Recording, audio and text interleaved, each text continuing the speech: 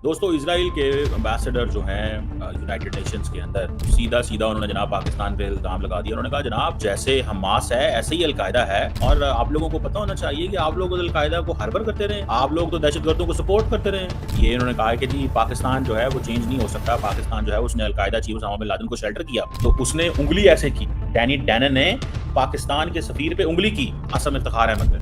And when bin Laden was eliminated in Pakistan, the question asked was not why target a terrorist on foreign soil. No one asked that question. The question was why was a terrorist given shelter at all. United nation में लगातार पाकिस्तान की insult हो रही है, पाकिस्तान की बेइज्जती की जा रही है, और इजराइल के द्वारा भी की जा रही है। भयानक टाइप से भारत तो कर ही रहा है, इजराइल की तरफ से भी की जा रही है, और पाकिस्तानियों के सर पे खतरा मंडरा रहा है। अब वो सोचने पर मजबूर हुए हैं कि बेटा अब की बार तो फंसेंगे। तो वक्त आ गया, देखें जी इनको अपनी दफा की तरफ तवज्जो देंगे तो फिर ही होगा। बाकी ये पाकिस्तान की जो झड़प हुई है वो तो नेचुरल चीज़ है। नेक्स्ट टारगेट शायद टर्की हो या पाकिस्तान, लेकिन हम ये दें कि पाकिस्तान की तरफ भी कोई इतनी जरूरत करेगा, क्योंकि पाकिस्तान को अगर कोशिश की उसने तो फिर उसका जवाब फिर ठीक ठाक मिलेगा। अगर पाकिस्तान इंडिया को जवाब दे सकता है, इतनी बड़ी ताकत है, तीसरी बड़ी ताकत, तो फिर इसराइल तो उसके पाकिस्तान तो ये उनकी गलतफहमी होगी। तो ये मैं समझता हूँ कि ये वक्त आ गया कि ये अब इस्लामी मुल्क मिलके एक अपना दफा का सिस्टम डेवलप करें, और जब तक ये मिलेंगे नहीं कुछ नहीं होगा। इजराइल ने दोहा में अटैक करा हमास के हेडक्वार्टर में, ठीक है, हम सबको पता है। उसी वजह से शहबाज शरीफ गया। उसके एक दिन के बाद इजराइल ने कहां अटैक करा था? यमन में हूथियों को। 35 हूथी मर गए, इजराइल ने वहां पे अटैक करा। ये यमन क्यों नहीं गया? एक मिनट, होल्ड ऑन, एक गहरी सांस लीजिए। शहबाज शरीफ यमन क्यों नहीं गया? और शहबाज शरीफ ने यमन, इजराइल ने यहां पे भी करा, इजराइल ने वहां पे भी करा। यहां पे भी मुस्लिम्स को टारगेट करा गया कतर में, यमन में भी जो हूथी हैं वो भी मुस्लिम्स हैं, उनको टारगेट करा गया। तो फिर मैं ये जानना चाहता हूं कि ऐसा क्या हो गया कि शहबाज शरीफ यमन नहीं पहुंच पाया? और यमन के बारे में शहबाज शरीफ ने बात भी नहीं। चलो ठीक है, यमन में आप कहते हैं कि ठीक है हम नहीं पहुंच सकते यमन, और ये सब दुनिया भर की बातें, कोई बात नहीं, आपने उसके ऊपर बयान भी नहीं दिया औपचारिक रूप से, ऑफिशियल रूप से जी आपने कोई बयान भी नहीं दिया। ऐसा क्यों है? क्योंकि मैं बार बार कह रहा हूं ना, चोर हैं पाकिस्तानी एस्टेब्लिशमेंट वाले, ये चोर हैं, ये डकैत हैं, ये उसी के पास जाते हैं जो अमीर है। इसराइल का एक जुनून, पागलपन, पावर, जो भी बोल दीजिए, क्योंकि उसके पास ये तो है कि वो कहीं पर भी जाके स्ट्राइक कर सकता और उसे कोई रोक नहीं पाता, रीजन कुछ भी हो। अदरवाइज तकरीबन ये Doha to Israel is not less than I think 2000 kilometres. ऐसा नहीं है कि उठे और मार दिया। नॉर्मल फ्लाइट्स वगैरह है वो 7 से 8 घंटे लगाती हैं पहुंचाने में आपको। तो बहुत बड़ी बात है कि इस तरह की स्ट्राइक आप प्लान करें, एग्जीक्यूट करें और कर वापस भी आते हैं। ये बहुत बड़ी बात है। ईरान में अगर स्ट्राइक करा, चलो आपके बिल्कुल पड़ोस में, कोई बहुत बड़ी बात नहीं है, लेकिन यहाँ तो इतना बड़ा डिस्टेंस भी इन्वॉल्व है।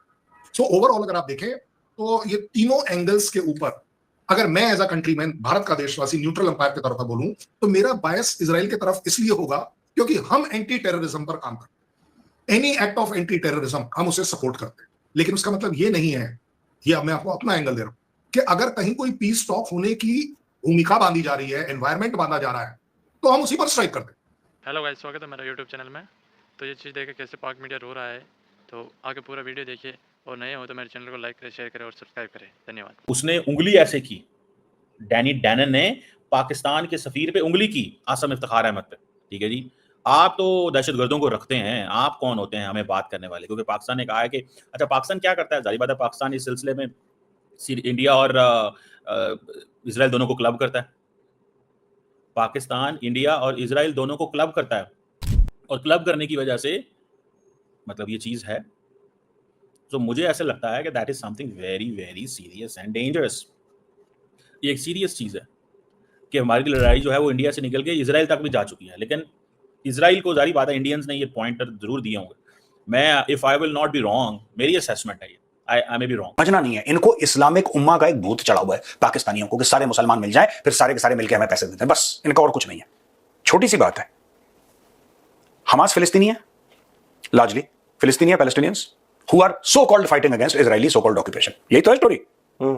तुम कतर पहुंच सकते हो हाल पूछने के लिए हमास का, तुम कतर पहुंच सकते हो, तुम गाजा क्यों नहीं पहुंच सकते?